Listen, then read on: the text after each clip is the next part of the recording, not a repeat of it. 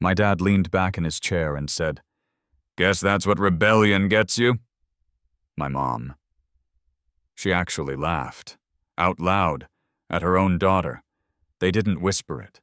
They wanted me to feel humiliated. And for a second, I did. But I didn't cry. I didn't yell. I just smiled.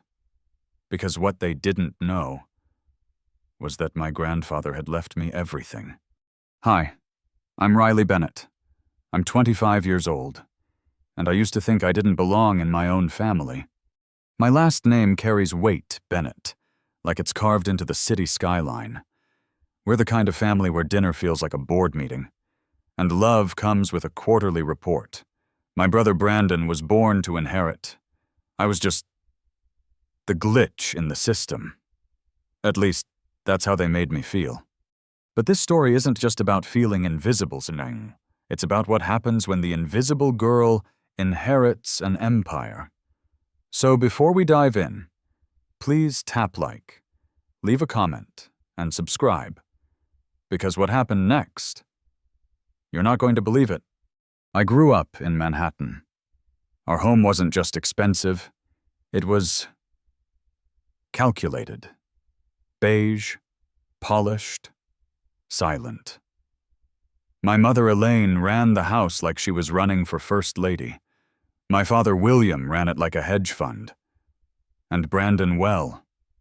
Brandon was the CEO in training from age 9. Everything he did earned applause. Everything I did earned tolerance. I didn't want to rebel. I just wanted to breathe. So I took photos. Street corners, rusted fire escapes, kids skating in the Bronx, empty storefronts with stories in the windows. I found beauty where no one else looked. At 13, I saved every penny to buy a second-hand Nikon. When I showed my mom one of my favorite shots, black and white, an old man staring out a bus window, she blinked and said, "You look tired. Maybe less time outside." That was her review, not the photo. Me. By the time I hit senior year, the division was permanent. Brandon was giving investor presentations for mock UN. I was developing film in my closet and hiding art school brochures under my mattress. And yet, my grandfather Thomas Bennett Sr., he never once told me to get serious. He didn't say much. But whenever I saw him, he'd ask one thing, still taking pictures. "Riley," and he'd smile. Just a flicker. But real. I didn't think much of it then. He was quiet, reserved, the founder of Bennett Creative Trust, a man who built an empire with 2 phones and 0 apologies. But when he asked about my work, it felt different, like he saw me. So I told him things I never told my parents, like the time I snuck into a condemned building in Brooklyn to photograph the last tenant's kitchen, half a fridge, a calendar from 2002, and a single glass on the counter. He didn't say, "That's dangerous." He said, "That's truth." Then he looked me dead in the eyes, and truth costs more than people think. That stuck with me. The day he died, I didn't expect anything. I mean, this is a man who left detailed instructions for how to fold napkins at his own memorial. I figured everything would go to Brandon. The company, the property, the portfolio, the legacy, me, maybe a watch, a book, a memory. But when I walked into that glass and marble law office in Midtown, something felt off. The air was thick, like it knew something I didn't. My parents were seated near the head of the table, looking like royalty on a press tour. My mother wore pearls. My father scrolled through his phone. Brandon nodded at me. But it was the kind of nod you give to a waiter you don't plan to tip. The room filled with aunts, uncles, and cousins, people who had practiced their smiles and their asset divisions. Then Mr. Whitaker walked in. The family lawyer, suit sharp enough to slice marble, voice like granite. He opened the will. To Aunt Lydia, the Vermont cottage. To Brandon Bennett, the antique rifle collection. To William and Elaine Bennett, real estate holdings and heirlooms. Then he looked at me. To Riley Bennett. He paused. I remember the silence stretching, my heart racing. Then, $10. They laughed. My mother actually clutched her pearls and chuckled. My father muttered, "Guess that's what rebellion gets you," one cousin whispered. "Maybe it's for film development." And Brandon? He didn't say a word, just looked away. I sat there, my hands trembling under the table, my face burning. But I nodded, understood. I whispered. I wasn't going to cry. Not in front of them, not for them. And just when I was about to stand up and leave, Mr. Whitaker cleared his throat. "There is one more thing," he said, and the room fell dead silent. I didn't even look at them as I stood up. The room buzzed with confusion. My mother shifted in her seat, clearly annoyed that something was happening she hadn't planned. My father leaned back, arms crossed, as if Whitaker's words were just a formality. Brandon glanced at me like he missed a memo. Whitaker motioned for me to follow him. We stepped into a smaller adjoining office. Quieter, cooler. The door clicked shut behind us. And there it was, on the desk. A cream-colored envelope. Thick, sealed with a wax insignia. A tiny camera, embossed in gold. Whitaker looked at me with something almost like softness. "This is from your grandfather. He left instructions that it be read privately, and only by you." I nodded, my throat dry. "Did you read it?" He shook his head. He was very clear. I wasn't supposed to. He wanted you to have time. Take all the time you need. He stepped out and closed the door gently behind him. I just stared at it. That envelope felt heavier than anything in that entire marble conference room. Heavier than legacy. Heavier than silence. My name was written across the front in handwriting I knew by heart. Neat, steady, Grandpa's. I sat down slowly, ran my fingers over the seal, and opened it. The first line stopped me cold. "My dearest Riley, I'm sorry for the $10." I blinked. It was real. This was happening. "I needed them to show you who they are," he wrote, "when they think you have nothing." Each line unraveled like a breath I'd been holding for years. He knew. He saw everything. What I thought was rejection was strategy. The $10 inheritance was a smokescreen, a decoy, a trap. Set not for me but for them, while my parents scrambled for property, and Brandon sized up old rifles. I had already been given the real legacy. Attached to the letter were legal documents, notarized, detailed, ironclad. I was now the sole beneficiary of the Bennett Creative Trust. That included a fully owned loft gallery in Soho, a private archive of my work, carefully curated, and 70% controlling interest in the philanthropic and investment wing of the Bennett empire. Not Brandon, not the board, me. I read the letter 3 times. I cried once, then I laughed. A quiet, stunned laugh. The kind you make when your whole world tilts and finally lands upright. He hadn't just believed in me, he had protected me. From the moment I left home, he was watching, not judging, not interfering, just watching. Turns out all those early photos I sold for scraps, he bought them. Under aliases, cataloged them, framed them. My past wasn't scattered, it was preserved. Near the end of the letter was a small box, taped to the back. Inside, a brass key, on a thin leather cord. A handwritten note beneath it read, Green Street, top floor, your new studio, your real inheritance. I just sat there holding it. In the other room, they were probably still laughing, still smirking, still basking in what they thought was my humiliation. They had no idea, and for now, I wasn't going to tell them. Let them laugh a little longer. I walked back into the conference room with the letter folded neatly in my purse. No one looked at me.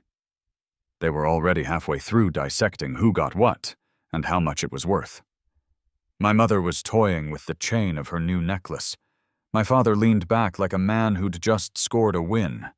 Brandon scrolled through his phone, clearly bored. I took my seat at the far end again. Whitaker resumed speaking, but I barely heard a word.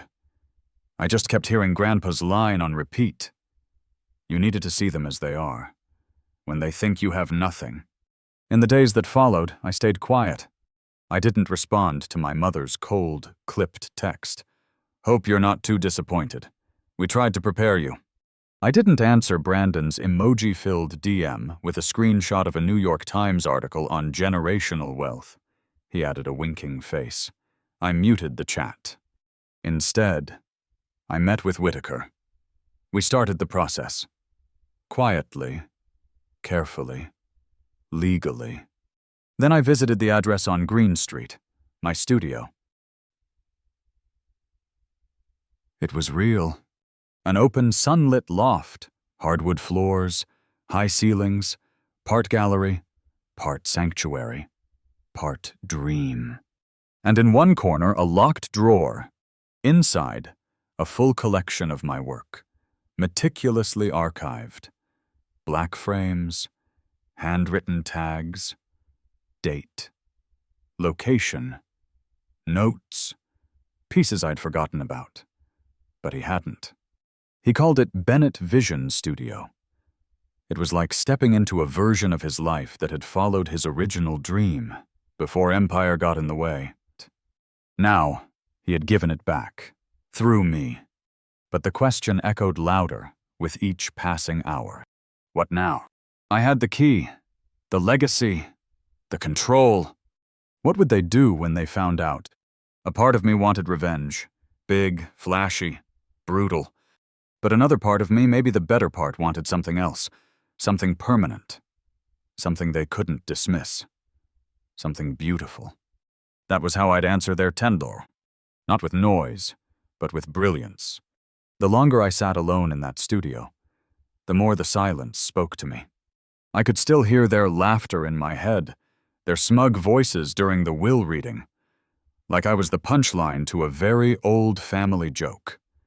I kept replaying it, the tone, the smirks, the weight of their certainty. But they had no idea. They didn't know about the key around my neck, or the trust documents sitting quietly in Whitaker's briefcase, or the studio on Green Street already filled with everything they pretended didn't exist me. They had laughed at a number, $10. But what they failed to understand was that Grandpa hadn't left me money. He left me the right to redefine the name they worshipped. That night, I walked every inch of the loft, barefoot, slowly, like I was retracing someone else's dream, except it was mine now. There was a skylight above the main room, framed in soft steel. The moonlight hit the floor in perfect angles, a kind of natural spotlight. I stood there holding the brass key like it still might vanish if I blinked. That space wasn't just a gift. It was a challenge, a message in the quiet. Now, what will you build with what they tried to bury? For the first time, I wasn't afraid of that question.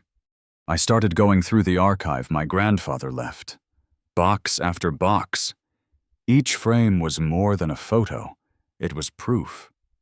He had followed me for years without interfering, preserving the work no one else cared about. Photos I thought were gone forever. A sidewalk protest in Harlem. A blurred child running through a sprinkler in Queens. A man sleeping on a bench beneath a fading mural. He hadn't curated wealth. He had curated truth. He saw me before I had the courage to see myself. So I made a decision. I wasn't going to send a press release. I wasn't going to leak the documents. I wasn't even going to tell them. I was going to show them. But not just them, everyone. That was the only revenge that mattered. 6 weeks. That's how long it took to pull it off. 6 weeks of legal meetings, vendor contracts, lighting tests, and wall layouts. I met with Whitaker twice a week. He handled everything discreetly. The way Grandpa planned it, no one from the Bennett family knew what was coming. I poured myself into the details. I curated every frame personally, chose the title myself. The Inheritance of Vision. Subtle, ironic, perfect. It wasn't just an exhibition, it was a mirror. A reflection of everything they refused to see. Opening night, Bennett Vision Studio was glowing. We sent out just over 200 invitations. No press release, no ads, only carefully selected guests. Critics, artists, donors, gallerists, and yes, my family. Their invites were sent via certified mail because I wanted to be absolutely sure they arrived. Brandon RSVP'd the same day. My mother texted back, vague as always, we'll see. My father didn't reply, but I heard through Brandon that they planned to attend. Curiosity, control, maybe ego. Perfect. Let them walk right in. The gallery space had transformed. Floor-to-ceiling prints lined the walls. My earliest work shaky, imperfect. Raw filled one side of the room. The other side evolved in color, in texture, in voice. Storefronts, fire escapes, forgotten playgrounds, protesters in blurred motion, a child staring out from a cracked window with a look of defiance. The story was in the sequence, my voice unfolding frame by frame. And in the final room, the centerpiece, a single glass display. Inside it, the framed check, 10 crisp dollars, mounted like a museum artifact. Beside it, a small engraved plaque, gifted to Riley Bennett at the will reading of Thomas Bennett Sr., value priceless. Sometimes, the smallest inheritance is the greatest test. I stared at it for a long time before the doors opened. This wasn't bitterness. It was clarity, framed in light and silence. They arrived exactly 15 minutes late. On purpose, I'm sure. I was mid-conversation with a gallery critic when I saw them enter. My mother in pearls, my father in a tailored coat, Brandon wearing that confident half-smile that only people born into power can pull off. I watched their faces as they stepped into the main hall, confused, curious, then slowly uneasy. My mother scanned the walls with that polite smile she used at charity dinners. Brandon walked over to a set of portraits. "Is this all you?" he asked, almost sounding impressed. "Yes," I said simply. He blinked. "Since when do you run this place?" I smiled. "Since always." He didn't respond. I didn't need him to. Then my mother approached. "This is quite ambitious," she said. Voice tight. "Did someone sponsor it?" "No sponsors," I replied, my tone calm, just one believer. My father finally stepped forward. His eyes scanned the room. Not the art. He was calculating, trying to find the business model. "Where did you get the money for this?" I tilted my head. "That's not really the question you want to ask." He said nothing, but his silence. It was louder than the laughter at the will reading. Just then, Whitaker appeared beside me, champagne in hand, rare smile on his face. "Shall we?" I nodded. Time to begin.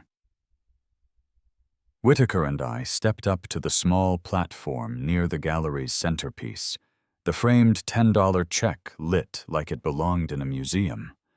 The hum of conversation dropped to a low murmur. Guests turned their heads, camera flashes dimmed, and all eyes slowly found us. He didn't need to tap his glass. He just began, clear and steady, with the calm of a man who knew he held the truth in his pocket.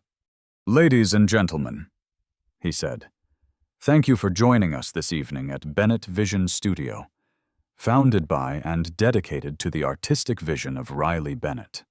A few people clapped. Some leaned in. My parents didn't move. Brandon squinted like the sentence didn't compute. Whitaker continued, "It's also time we share a piece of the story many of you have not heard. As the executor of Thomas Bennett's private estate, I am honored to announce that Riley Bennett is not only the founder of this studio, but also the sole beneficiary of the Bennett Creative Trust." Gasps. Not one. Not polite. Audible. Sharp. The kind that cuts across a gallery room and leaves nothing standing. My mother blinked once. Her hand stopped fiddling with the pearls. My father's jaw clenched. Brandon stared, completely still. Whitaker went on. "Mr. Bennett believed that legacy should follow merit, that inheritance should be earned through vision, not just bloodline. Riley's unwavering pursuit of truth despite rejection, resistance, and dismissal earned not only his admiration, but his full support." He raised his glass. "To Riley Bennett, the real heir." The applause started slow. One clap, then another, then a wave. Thunderous. And not one of those hands belonged to my family. I didn't look at the crowd. I looked at them. My mother's face was pale. The color had drained from her cheeks. She looked like someone had pulled the rug out from under her entire world view. My father didn't blink. His hands were fists now, tucked into the pockets of his coat. Brandon looked caught between shock and something almost like fear. I stepped off the platform. I didn't rush. I walked toward them with the same calm they once mistook for weakness. "Why didn't you tell us?" my mother hissed, her voice barely above a whisper. "Because you never asked," I said. "You never asked what I was building. You only asked why I didn't fall in line." "We're still your family," she said, the words bitter as aspirin. "And yet, you laughed when I was humiliated." My voice didn't shake. It didn't rise. It landed clean and final. "That check," I nodded toward the frame. "You thought that was all I was worth." My father looked around, his voice low and sharp. This was all some setup. He waved a hand toward the gallery. "A plan to make us look like fools." "No," I said softly. "It was a mirror. You just didn't like what you saw." There was nothing else to say. Not really. They stood frozen, unsure what to do in a room where they were no longer the ones being celebrated. Brandon opened his mouth to speak, but nothing came out, so I turned away. I didn't need their apology. I didn't even need their approval. I had something better. The truth, made visible. The rest of the night passed like a dream. Guests stayed late. Critics asked for interviews. A curator from the Modern Art Institute requested a private showing. A well-known art collector made an offer on 3 prints. But none of that mattered as much as the moment a stranger, an older woman I'd never met, walked up to me and said, "Thank you for showing us what inheritance can really look like." Later that night, I returned to the studio alone. Everyone was gone. The lights were low, but the check still gleamed under its spotlight. I stood in front of it, completely still. I didn't feel triumphant. I felt real. Seen. By them. By him. By myself. I placed my hand on the glass, not to touch the money, but to honor the message. Let them laugh. Grandpa had written. They laughed too soon. He was right. I didn't go home that night. I stayed in the studio barefoot on the hardwood, surrounded by my own photographs, my own light. Outside the windows, the city glowed with its usual rhythm, but inside, the silence felt different now. Not empty, full, The applause had faded. The guests had left. But the truth, it lingered like a heartbeat. The check was still lit under glass. I stared at it, not with resentment anymore, but respect. That piece of paper had once been an insult. Now it was a symbol of everything they couldn't see, of everything I had survived. In the days that followed, I didn't hear from my parents. No apology, no surprise visit, no angry calls. And honestly, I was okay with that. Not out of bitterness, but clarity. Some relationships are roots, others are weights. Letting go of the second kind doesn't make you heartless. It makes you free. Brandon never showed up at the studio again. He unfollowed me on social media 2 days later. My mother sent one text, impressive. No punctuation, no follow-up. My father, nothing. I didn't chase any of them. Instead, I went back to work. Real work. I met with Whitaker twice a week to finalize the transfer of full control.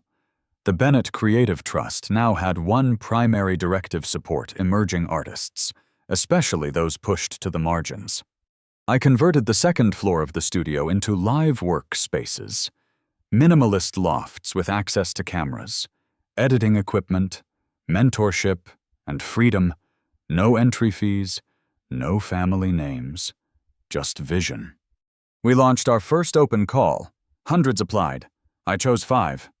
They reminded me of myself not just in talent, but in that unmistakable look of hunger in the eyes. The kind you carry when the world's been trying to flatten you since birth. One of them, a girl named Sky, knocked on my door a few weeks into the program. She was holding a beat-up Canon and a notebook full of ideas. She hesitated at the doorway, like she wasn't sure if she belonged there. "I have a question," she said. "Do you ever worry that people will only see the money now, not the work?" I smiled. "All the time. But it only matters if I believe them." She nodded slowly, tucking the camera under her arm. That moment stayed with me longer than she'll ever know. Because it reminded me that power doesn't always shout. Sometimes it whispers.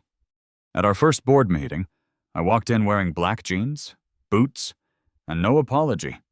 The other trustees, men twice my age, some of whom had likely voted to ignore my portfolio in the past, looked confused, then stunned, then cautious, then... I didn't waste their time. I presented a 3-year strategic plan that blended profitability and purpose with razor precision. Numbers, yes, but also names, stories, communities we'd reach, perspectives we'd spotlight, walls we'd break. They didn't clap, they signed. I named the studio Bennett Vision not to honor the family name, but to reclaim it. It no longer belonged to boardrooms or trust funds. It belonged to the people who saw the world differently, like my grandfather once had, like I still do. Turns out, he hadn't just given me his company. He had given me the version of himself he never got to be. He built an empire, but inside him lived a photographer with a dream. Now that dream had a home. On the 1-year anniversary of his death, Whitaker brought me a final envelope, not sealed, just folded. Inside a single handwritten note. "Wealth is not what you hold. It's what you choose to build. You were always the legacy I believed in. Riley, you just had to believe it too." That night, I left the doors of the gallery unlocked. A few strangers wandered in. Students, tourists, a man walking home from the subway. They stood in front of the framed check, reading the plaque in silence, whispering, wondering. They didn't know the full story. They didn't need to. Because legacy isn't about explanation. It's about presence. And in that moment, mine was undeniable. They thought the announcement would fade, that the headlines would settle, that I'd go back to being a name they could dismiss. But the truth has momentum, and once it's out, it keeps moving. The week after the gallery opening, my story went viral. Not because I tried to make it happen. I didn't post anything. I didn't pitch myself. but someone in the room did. A critic from a major art blog wrote about the check, about the $10, about the twist, about the silence that followed. She called it a masterclass in inherited clarity. And just like that, people started paying attention not just to the art, but to the statement behind it. Suddenly, Bennett Vision wasn't just a gallery. It was a conversation about value, about legacy, about who gets to be seen and who gets erased. I started getting messages from artists, from students, from people who had been told they were too sensitive, too poor, or too different to belong in rooms like this. One message stood out. It was from a woman in Georgia. She wrote, "I watched the video of your exhibit on YouTube. I cried. Because that $10, that was my dad, too. You didn't just make art. You made space." And in that moment, I knew this wasn't just about proving my family wrong. It was about proving someone else right. My grandfather. He never chased attention, but he knew the power of patience. He knew how to plant things that didn't bloom right away. Turns out I inherited that too. The studio's residency program filled quickly. By the second season, we had a waiting list 300 names deep. Photographers, filmmakers, mixed media artists, many of whom had never stepped inside a formal gallery before. We didn't ask for resumes, we asked for perspective. And the work they created, it was electric. One resident, Malik, shot a series on eviction notices stapled to pastel-colored doors in Detroit. Another, Camila, made a short film about grief in immigrant households using only still photos and whispered voiceovers. We didn't frame their trauma, we framed their vision. And in doing so, we reframed the rules. Meanwhile, the rest of the Bennett family faded back into silence. Brandon left the board of another nonprofit 6 months later. I heard through a former trustee that the optics were complicated. My mother moved most of her social media accounts to private. My father, still no contact. And honestly, I stopped checking. Not because I didn't care, because I finally understood something. Their silence wasn't punishment, it was confirmation. They knew. They just didn't know how to live in a world where I was no longer the footnote. One afternoon, I walked into the studio to find Sky, our youngest resident, framing a new piece. She looked up and said, "It's wild how this place just lets you exist." I smiled. "You're not here to exist." I told her, "You're here to evolve." She nodded, then turned back to her work. That night, I looked around the studio as the sun dipped low through the windows.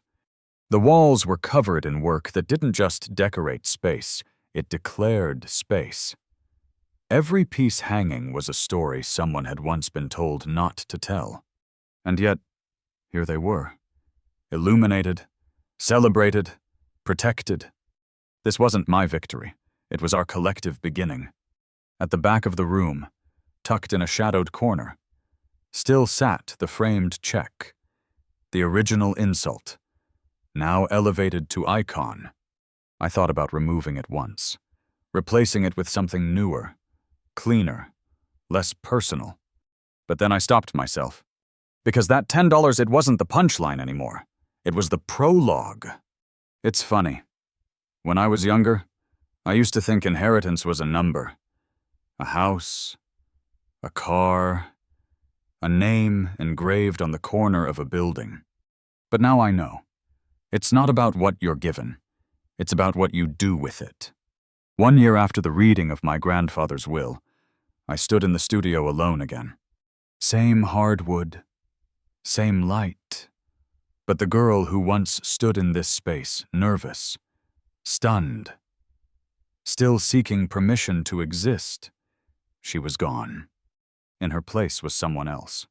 Someone who no longer needed to prove she belonged, because she'd already built the space where others could. That was the real legacy. Not control, not silence, not a brand name. A future, with room for more than just one kind of air. I took the letter out again. The final one Whitaker had delivered on that quiet anniversary. It was short, Barely half a page. Wealth is not what you hold. It's what you choose to build. You were always the legacy I believed in. Riley, you just had to believe it too. And for the first time, I did. Later that evening, I lit a candle in the gallery. Nothing fancy, just a small flame beside the framed check. The room was unlocked intentionally. Strangers wandered in, some students, some tourists, a man with paint on his hands, a couple holding hands in silence. They didn't know my story, but they paused in front of that check like they felt something, a ripple, a shift. That's all I ever wanted. Let me tell you something I've learned. Something I hope stays with you. Sometimes, the loudest power isn't the one that yells, it's the one that creates. The one that makes space for stories that were never supposed to be told. The one that turns pain into vision. That turns $10 into a revolution. People still ask me if I wish I'd handled it differently, if I should have fought harder, called them out, gone public with the documents. But I think the gallery said everything. I didn't destroy them. I didn't expose them. I outgrew them. And that's louder than any headline. So if you're watching this, if you've ever been underestimated, written off, or laughed at this part, is for you. You don't have to scream to be heard. You don't have to prove anything to people committed to misunderstanding you. You don't have to win their game. You can build your own. Frame your vision. Light your own story. And let the world adjust its eyes. Thank you for listening to mine. If this resonated with you, leave a comment. Tell me your version of the $10 moment. We all have one. What matters is what we turn it into. And if you're still here, hit subscribe because this is just the beginning.